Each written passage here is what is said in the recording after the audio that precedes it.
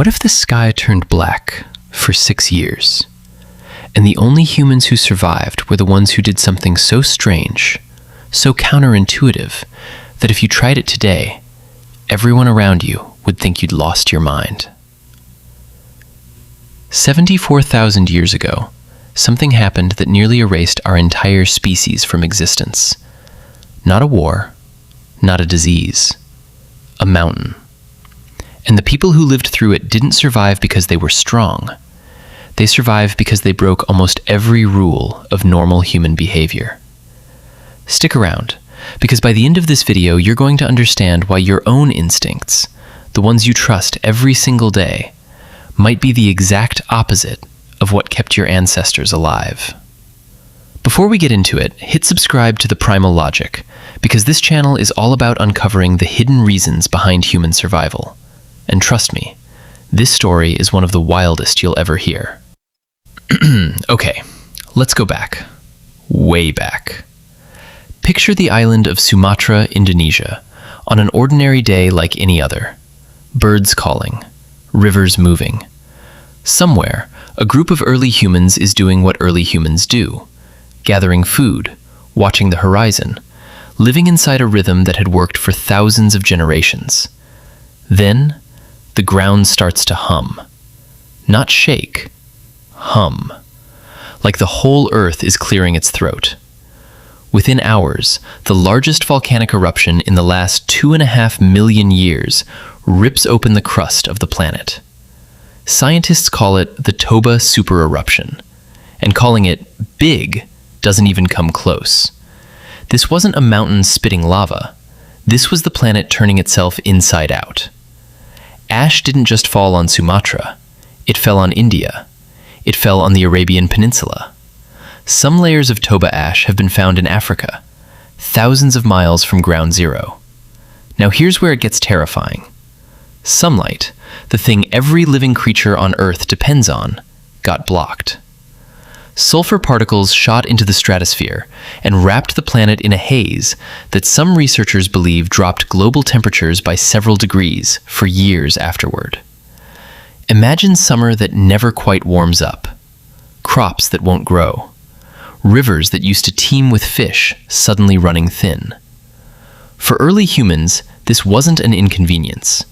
This was an extinction-level event knocking on the door. And here's the detail that should send a chill down your spine. Genetic studies suggest human populations may have crashed dramatically around this time. Some researchers estimating our entire species narrowed down to a population small enough to fit in a few sports stadiums. Think about that for a second. Every person alive today might trace back to a tiny cluster of survivors who somehow made it through years of darkness, cold, and starvation. So the real question isn't, did Toba almost wipe us out? The real question is, what on earth did the survivors actually do? Because here's the twist. The behaviors that saved them weren't the obvious ones. Let's start with food, because food is where instinct completely betrays you. Your gut reaction in a food crisis is to hunt bigger, chase harder, and go after the animals that give you the most calories. Makes sense, right? More meat, more energy. But when Toba hit, the large game early humans relied on started vanishing. Herds scattered or died off as vegetation collapsed. Chasing large mammals became a losing bet, burning more energy than it returned. So what did survivors do instead? They went small, shockingly small. Archaeological sites along the coast of South Africa, dated to around this era, show early humans switching to something almost nobody expects. Shellfish, mussels, clams, whatever the tide left behind. It sounds unglamorous, almost embarrassing compared to hunting a giant animal with a spear. But shellfish had one massive advantage. They were predictable. The ocean, unlike the forest, didn't disappear when the climate turned hostile. This is where things get weird, because relying on boring food sources like shellfish wasn't a downgrade. It was a genius move dressed up as a compromise. Your brain, wired for the thrill of the hunt, would have screamed that this was giving up. But evolution had another plan. The humans who swallowed their pride and adapted their diet were the ones who kept eating when the mammoths and antelope herds were nowhere to be found. Nature clearly didn't get the memo that we're supposed to be proud creatures. But food was only half the battle. The bigger threat wasn't hunger. It was cold. With sunlight dimmed for years, temperatures dropped in ways the human body wasn't built for. Remember, our ancestors evolved for warm African climates. Thick fur wasn't part of the package. We're basically the naked, sunburn-prone primate of the animal kingdom. So picture this. You're already stressed, already hungry, and now the nights are colder than anything your grandparents ever experienced. Here's what almost nobody realizes. Survival during this period likely depended less on physical toughness and more on something far more fragile. Cooperation. Small, isolated groups, even strong ones, were far more likely to die out. But groups that pooled resources, shared shelter, and split labor between hunting, gathering, and childcare had a dramatically higher chance of pulling through. In other words, the ancient humans who survived Toba may not have been the fastest or strongest individuals. They may have simply been the best at trusting each other. That's almost poetic when you think about it. In the middle of one of the harshest climate disasters in human history, kindness wasn't just a nice idea. It was a survival tool. Now here's where the story shifts into something almost cinematic. Imagine a small band of humans huddled in a rock shelter along the coast. Wind screaming outside. Ash-gray skies overhead, even months after the eruption. Someone returns with a handful of shellfish and dried plant roots. Someone else has kept a small fire alive using techniques passed down through the group, not invented individually, but shared. This right here is the moment where culture becomes just as important as biology. Fire wasn't new to humans by this point, but during Toba's aftermath, controlled fire use may have become the difference between survival and extinction. Fire meant warmth. Fire meant protection from predators desperate for food themselves. Fire meant the ability to cook shellfish and tough plant material into something the body could actually digest and extract energy from. But that's only half the story, because animals were struggling too, and their reactions reveal something fascinating about how different survival really works across species. Large mammals that depended on abundant vegetation, like certain megafauna species, faced severe pressure as ecosystems collapsed.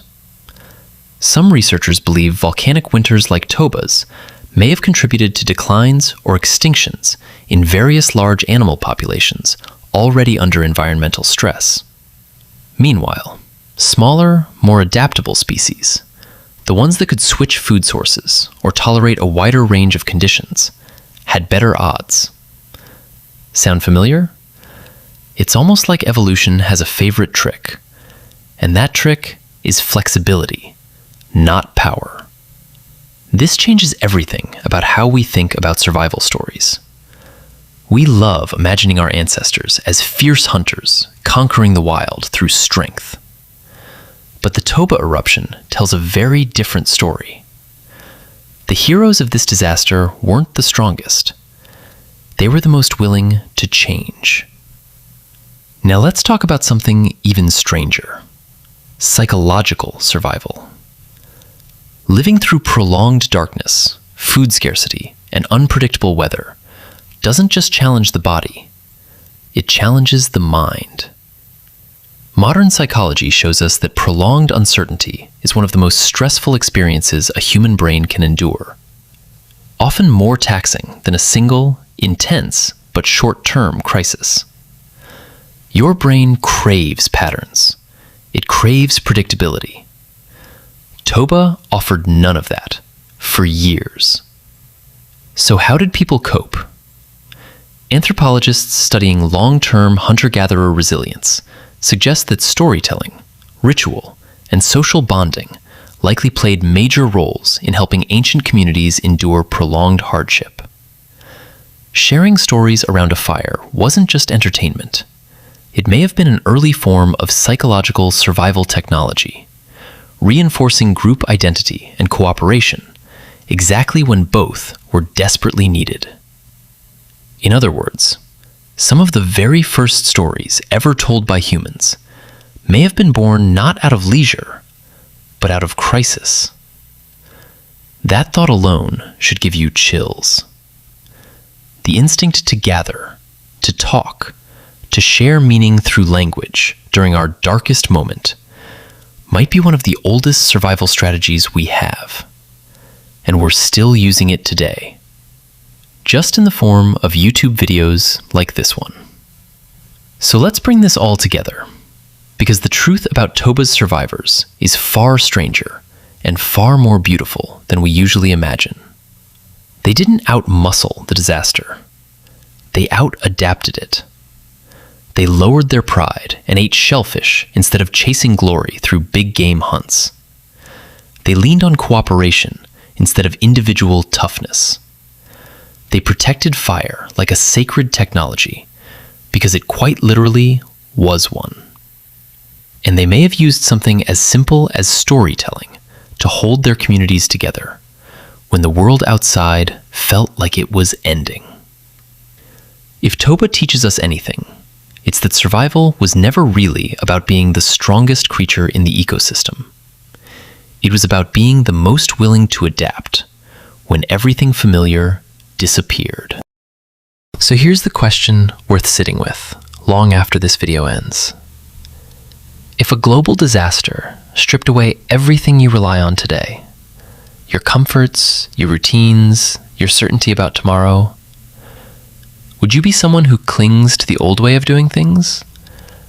Or would you be someone willing to bend, adapt, and rewrite the rules, just like your ancestors did 74,000 years ago? Because in the end, that ancient instinct to adapt didn't just help humanity survive a volcano. It's the same instinct running quietly inside you right now, waiting for the moment it's needed again. If you enjoyed exploring this mystery, subscribe to the Primal Logic for more fascinating stories about humans, nature, science, and the hidden reasons behind the world around us.